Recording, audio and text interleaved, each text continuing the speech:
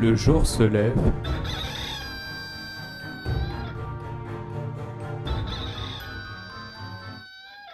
Charlie, surnommé le Chaperon Rouge, se réveille et se prépare avant de partir voir sa grand-mère.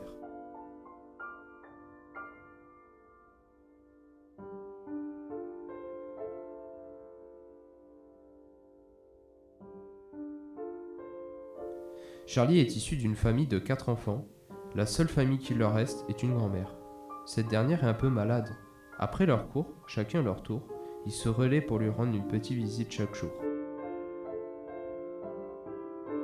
C'est au tour de Charlie. Dans son panier, elle a prévu du beurre, de la confiture et une tarte. La même tarte qui lui a fait remporter le concours de la meilleure tarte de la métropole.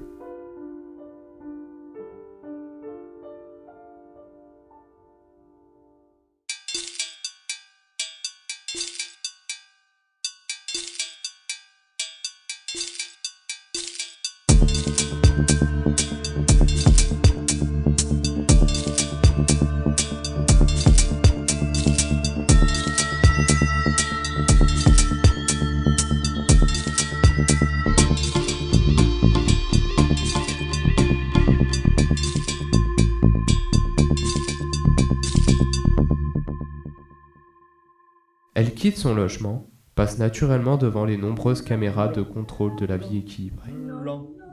Ce sont ces caméras qui permettent aux intelligences artificielles pilotant le pays d'assurer avec l'aide de nombreux robots un quotidien paisible aux citoyens.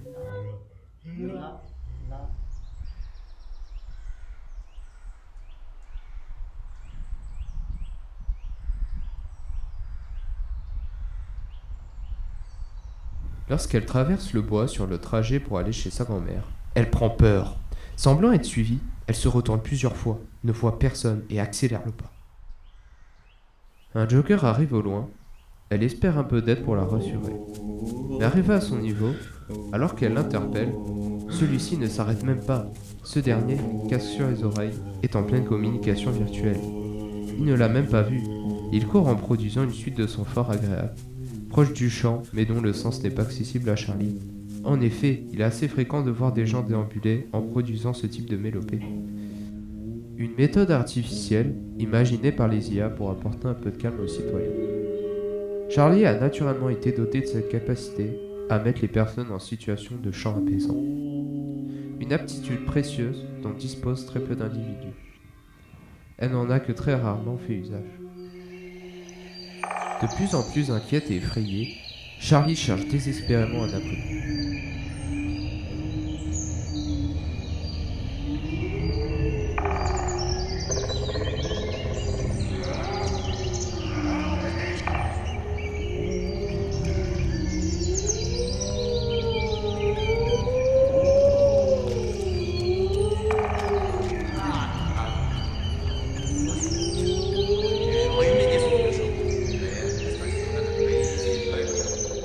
Soudain, elle aperçoit un homme accroupi près d'un arbuste. Il est en train de poser un piège pour attraper des rongeurs. Elle s'approche de lui, l'homme se retourne. Il se présente, il s'appelle Myron. Il est chasseur. Il est employé par les IA pour chasser des rats mutants qui pullulent et menacent la sécurité sanitaire de la population. Le chasseur se propose de la raccompagner et explique au Chaperon Rouge que dans ce bois, un personnage surnommé Refill le loup noir rôde.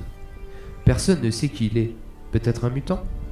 Ce qui est sûr, c'est que c'est un tueur en série qui agresse les jeunes gens. Il porte toujours un costume noir fort élégant. Lui et sa bande sont également connus pour avoir créé un virus informatique contre les robots de la métropole. Malgré cela, à ses côtés, Charlie est rassuré. Le chasseur est même assez drôle. Pourtant, l'impression d'être suivi demeure.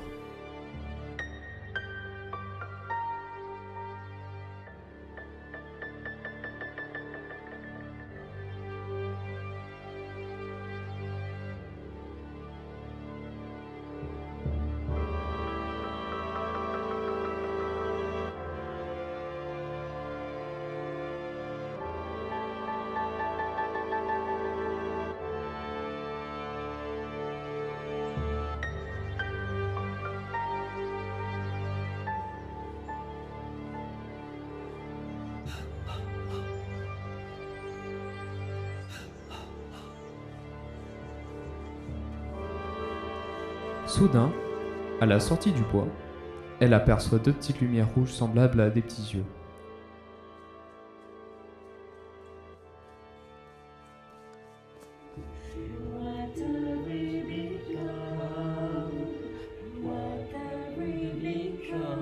Elle se retourne alors vers le chasseur et lui demande ce qu'étaient ces lumières. Ce dernier s'est arrêté net, médusé, le regard tourné vers un des nombreux écrans d'information mis à disposition par les IA dans les lieux publics. Sur celui-ci, un message apparaît. Eh bien, mes amis, que la chasse commence. Sous ce texte, une photo de Charlie associée à une prime apparaît.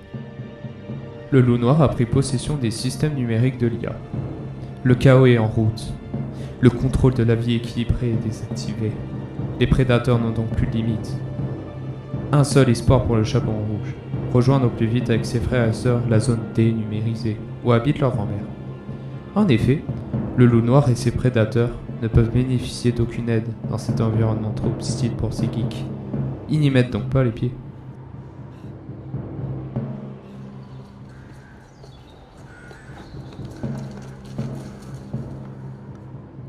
Sans plus attendre, elle appelle sa famille et ses amis afin de leur demander de venir se mettre à l'abri chez la grand-mère.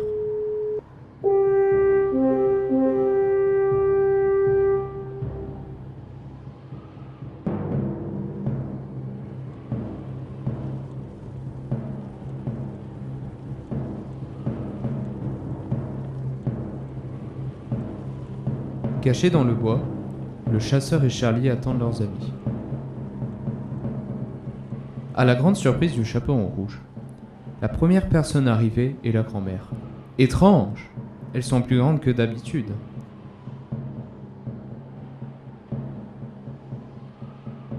Sans plus attendre, la grand-mère sort de son sac un grand couteau, prétendant vouloir les défendre.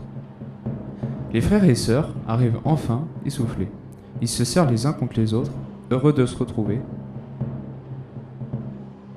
Le chaperon rouge constate que sous le couteau, dans le panier de la grand-mère, une arme numérisée est dissimulée. Étrange! Effrayée, elle cache avec peine son inquiétude. Pourtant, elle se doit de réagir, afin de protéger sa famille. Elle décide alors d'entraîner rapidement toute la troupe vers la zone dénumérisée. Après une brève course, ils arrivent à l'entrée devant un grand portail. Le chasseur s'apprête à tirer la chevillette, lorsque les ombres de 4 autres individus surgissent à l'orée du bois. L'heure est grave. Sans hésiter, Charlie ferme les yeux, met ses mains sur ses oreilles et commence le transfert du fameux chant apaisant. Sa tête tourne, d'abord doucement, puis de plus en plus rapidement. Soudainement, elle ouvre grand les yeux et dirige ses 2 mains tendues vers la bande de malfrats. Immédiatement, toute la troupe de brigands se retrouve stoppée. Lentement, une douce mélopée s'échappe alors de leur bouche. Les expressions de leurs visages sont métamorphosées. La convoitise et la haine ont laissé la place à des visages apaisés. Rassurée, la famille de Charlie la remercie. Les chasseurs applaudissent. Seule la grand-mère reste un peu à l'écart. Le chasseur en profite pour tirer la chevillette. Le portail de la zone dénumérisée s'ouvre alors. La troupe s'engage dans la zone. Les brouilleurs d'ondes numériques produisent un léger son aigu au passage du portail. La grand-mère saisit son fichu et dévoile le visage de Riffid, le loup noir. Les événements s'enchaînent alors très vite. Le loup saisit Charlie juste avant qu'elle n'entre dans la zone. Le chasseur pousse instinctivement Charlie et le loup par le portail grand ouvert. Le loup libère sa proie et se retrouve totalement désorienté. Alors démuni de toute influence numérique, il sourit bêtement. Dans un grand élan de joie, il danse entraînant avec lui la petite troupe. Il avouera plus tard que la capacité de Charlie à pouvoir apporter calme et sérénité à la population par le chant pourrait être considérée comme inquiétant pour les IA. Faudrait-il imaginer que l'usage des intelligences artificielles serait sans risque? Les IA nous rendraient-elles plus heureux?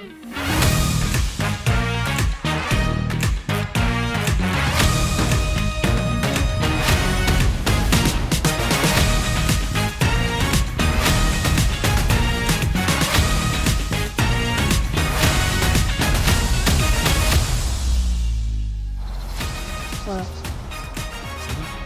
Vas-y. Séquence 4, prise 3, buisson.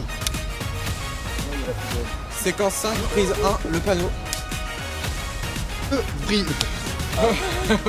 Go. Séquence 5, prise 2, le panneau. Let's go. Séquence 5, prise 1, course.